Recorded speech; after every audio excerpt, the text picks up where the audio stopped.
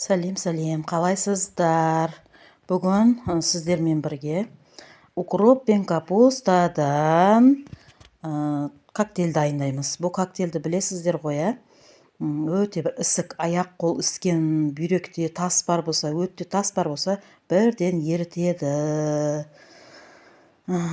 Бұл көбінесе мочагонный ғой. Мочаны тез шығарып жібереді. Өте пайдасы көп затты айтып жатырмын сіздерге. Ал енді дайындауға кірісейік. Қазанымызға су құйдық. Су құйғаннан кейін бұны сразу капустаны жақсылап жуып аламыз.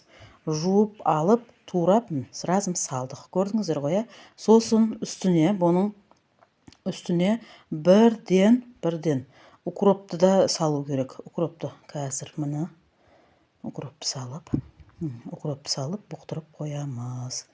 Сосын бір қайнады деген кезде сразу өшіреміз. Бұл өте дайын болған кезде өте қышқыл, бір әдемі болады. Ішкен кезде бір жағымсыз сияқты болады да, бірақ өте дәмді.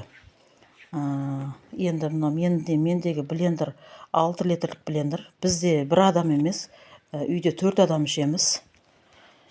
Мен постоянно өйстіп көп қылып дайындаймын. Осымен дайындауға кірісеміз. Су буымен құямыз. Су буымен құйып, айналдырып тастаймыз. Бірден дайын, өте әдемі коктейль болады.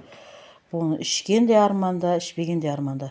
Бұны бір апта тоқтатпай ішсеңіз, тек қана азанғы уақытта ішесіз, кешкі уақытта емес. Мочагонный болады. Сондай бүйректегі, өттегі тастарды сондай бір қалыпты ерітеді. Қараңыз. Қандай әдемі. Көріп тұрсыздар ма? Сондай аламыз да. Көріп жатсыздар ма? Менде көп болып шықты. Мына жерде бір талай шығады, бір 5-6 бокал шығады. Бір талай қылып қоямыз. Осындай бокалға толтырып ішеміз. Қараңыздар, ас болсын, сіздерде ішіңіздер, аяқ қол